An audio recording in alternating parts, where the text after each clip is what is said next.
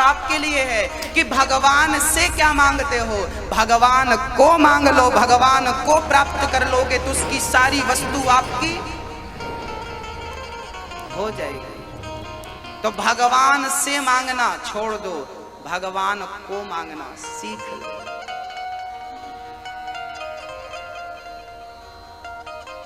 हाँ, हम लोग संसार की वस्तुएं मांगते रहते ना।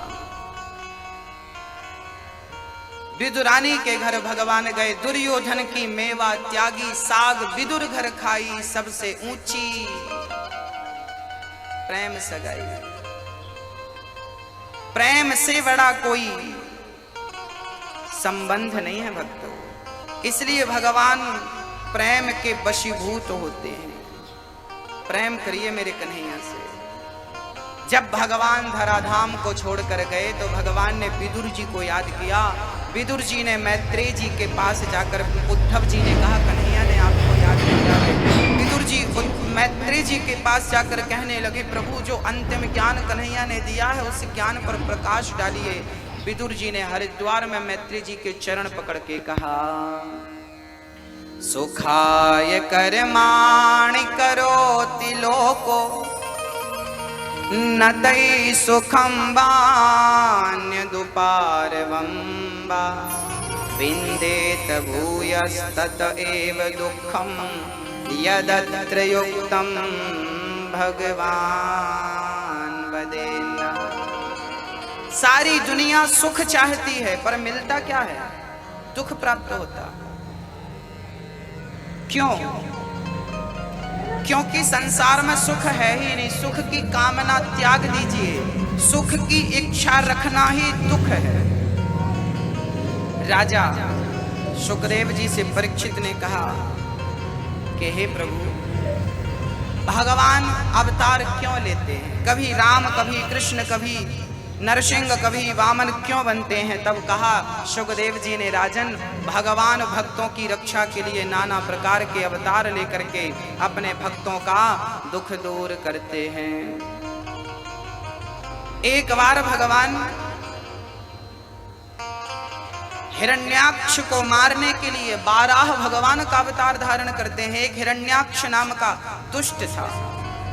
अच्छा, हिरण्याक्ष और हिरण्यकश्यपु ये दोनों कश्यप मुनि के पुत्र थे, दिति के पुत्र थे। हाँ, इनकी मां हिरण्याक्ष हिरण्यकश्यपु की पत्नी काम के वशीभूत होकर संध्या के समय अपने पति को पकड़ लिया। कहा हमें काम सता रहा है, हमारी इच्छाएं पूरी करिए। संत जी ने कहा, पति ने कहा, ना देवी ये उचित वक्त नहीं है। इस वक्त में यदि गर्भाधान किया गया तो समाज का नाश करने वाले पुत्रों की प्राप्ति होगी। पर देवी नहीं मानी और पति को छोड़ा नहीं।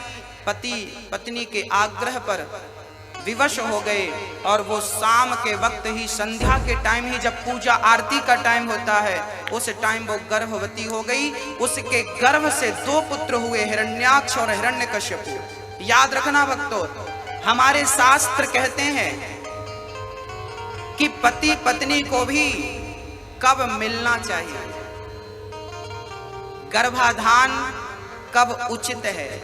यदि आपने गलत समय पर गर्भाधान किया तो आपको और आपके परिवार को और समाज को कष्ट पहुंचाने वाला पुत्र आपको प्राप्त होगा। हाँ, शास्त्र कहते हैं कि गलत वक्त पर वो गर्भवती हो गई, इसलिए उनके 2 पुत्र हुए, हिरण्याक्ष हिरण्यकश्यपु। हिरण्याक्ष ने पृथ्वी को ही ले जाकर गेंद की तरह छिपा दिया। तब भगवान 12 प्रकट होकर हिरण्याक्ष को मारते हैं और पृथ्वी की स्थापना करते हैं। ब्रह्मा जी के शरीर से, उनके दाहिने भाग से पुरुष और बाएं भाग से स्त्री का जन्म होता है। स्त्री का नाम हुआ है शत्रुपा, पुरुष का नाम हुआ है मनु। मनु और शत्रुपा का ब्रह्मा जी से प्रादुर्भाव हुआ। स्त्री और पुरुष एक ही परमात्मा से प्रकट हुए हैं। इसलिए यहाँ एक बात मैं कहना आवश्यक समझूंगा कि स्त्री पुरुष से कम नहीं है। आप पुरुष लोग क्या स्त्री पर अत्याचार बड़ा करते हैं,